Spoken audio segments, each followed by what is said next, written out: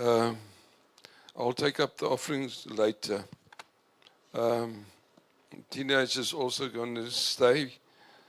I want to share with them also.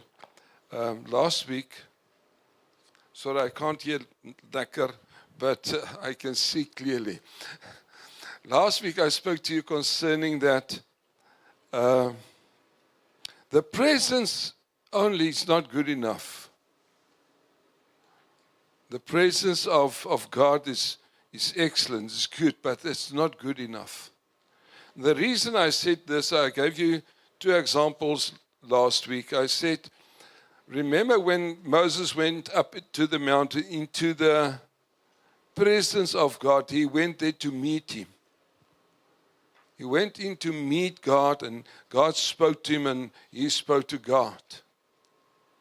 And then God said to him, listen, I want you to prepare the people. For 3 days, let them sanctify themselves, because I want to meet with them also. That you can read in Acts 20. I'm not going to read it. Then they prepared themselves, and suddenly when God appeared, when God's presence started being seen by them, the thunder and the smoke and the lightning, they said, we're afraid. We don't want to meet with God. And then they said, Moses, you speak to God. And then you speak to us. And then Moses said, listen, don't be afraid. And they said, we are afraid. We don't want to do this. And then Moses told them, don't be afraid, because God wants to test you so that the fear of the Lord will be your portion. They saw the presence of God, but they never entered into to meet him.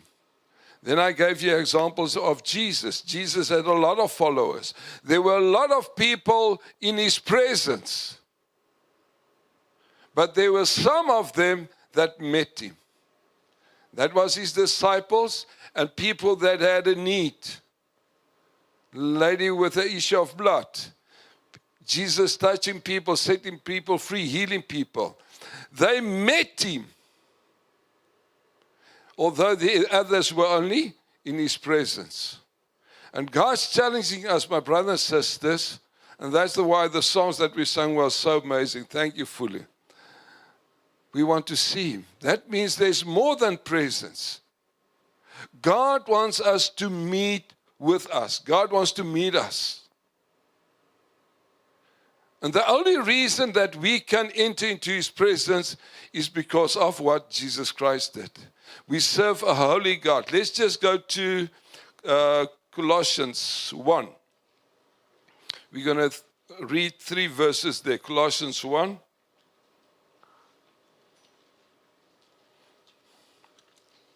God's inviting us to meet with him.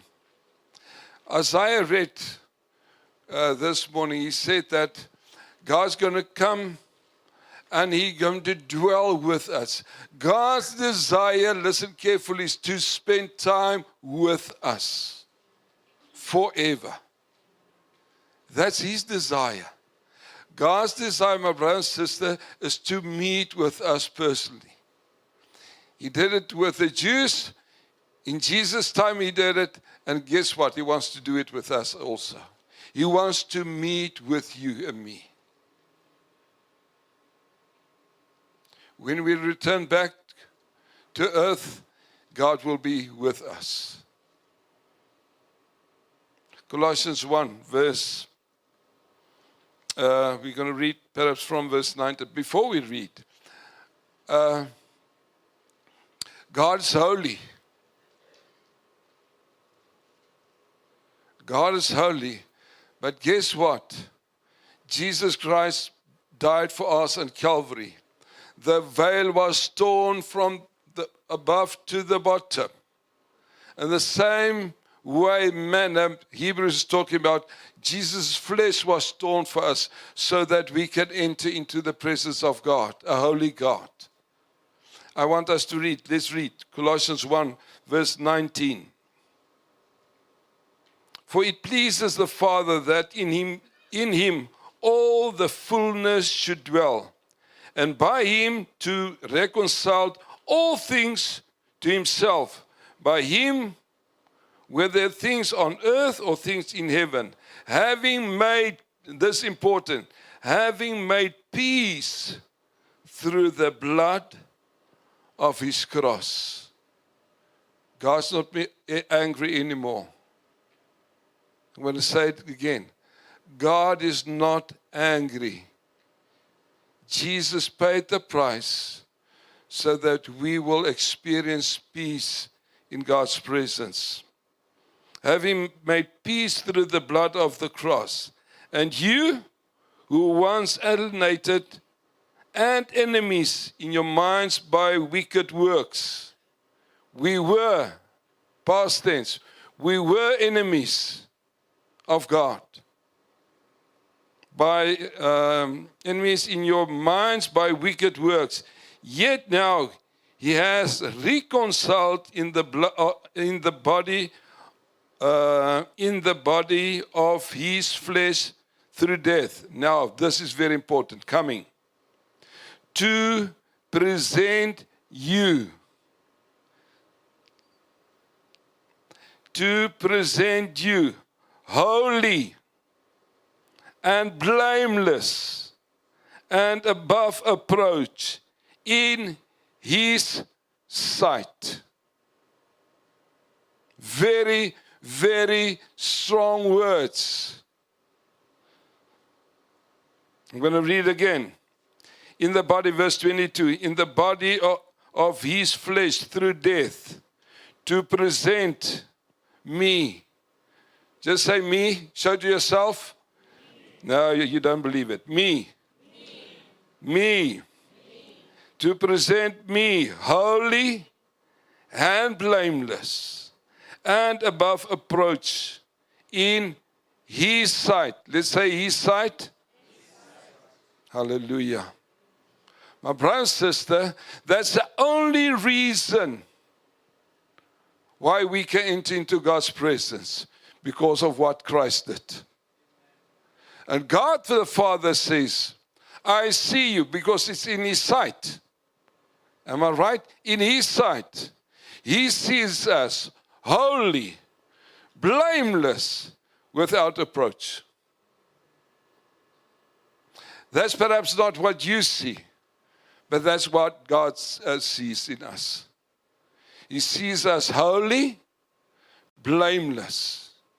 Why? Because Jesus Christ paid the full price once and for all. And that gives us the reason, listen carefully what I'm saying, that gives us the reason to enter into God's presence with boldness. Amen? The problem is if Satan prevents us from going into his presence, because what happened in his presence? In his presence, he transforms us. Let's go to 2 Corinthians 3. 2 Corinthians 3, just a few pages back.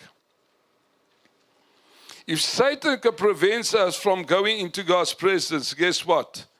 We will not be transformed. Because this is what 2 Corinthians 3 verse 18 says. 2 Corinthians 3:18, it reads as follows.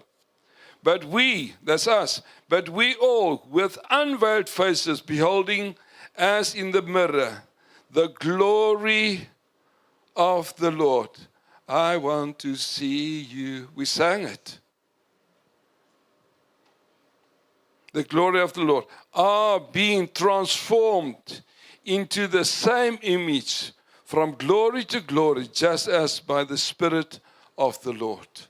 What happens if we spend time with God we meet with him in his presence? He transforms us to be Christ-like.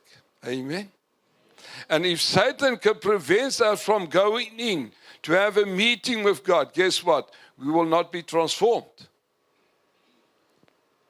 And that's what the devil's doing. What's he doing? There's guilt, shame, and condemnation. You did something wrong.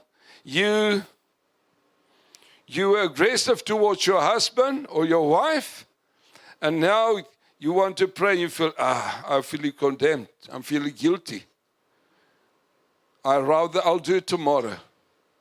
I'll spend tomorrow with time with God, not now. I'm not feeling good. I'm not going to pray. I'm not going to spend time with God. Guilt, shame, and condemnation. And the reason for that is, perhaps, I'm not saying it's true, perhaps is because you're still alive and well. Remember what happens in God's presence? We die to ourselves so that Christ will be seen through our lives. My brothers, I want to tell you, the only way for us to enter into God's presence is not by our good deeds. It's not by our works. It's what He did for us. Amen? I'm going to say it again. The only way for us to be able to enter into a holy God's presence is not through our works, but it's all because of what He did for us on Calvary. Amen? That's what we read now. Amen? And that's why if Satan can prevent us from entering into His presence, guess what? We will not be transformed.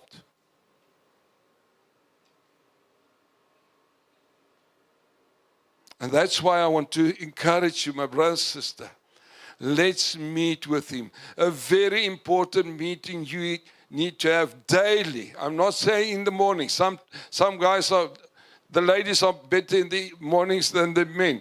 But for me, it's better in the evenings. My wife early in the morning, for me in the evenings, when it's quiet and dark. I love when it's dark. Then I'm entering into God's presence. And that's where He transforms me. Amen? That's the place where God can work with me. And that means not every meeting you've got, you're meeting with Him. Sometimes we've got quiet time, but it is quiet because there's nobody else. Because we've got a list. Lord, this. No. When we meet Him, the purpose of this is, Lord, transform me. Change me. I want to be Christ-like. Amen? And that's why we meet Him. I don't say don't have a list. What I'm saying, when we meet Him, is to be transformed. So people will see Christ through our lives. Amen? So important. Don't allow that guilt, shame, and condemnation prevent you from entering in. And that means guilt, shame, and condemnation is not from God. In the presence, we sang the last song. I can't remember all the songs. But in His presence, that's where we were transformed.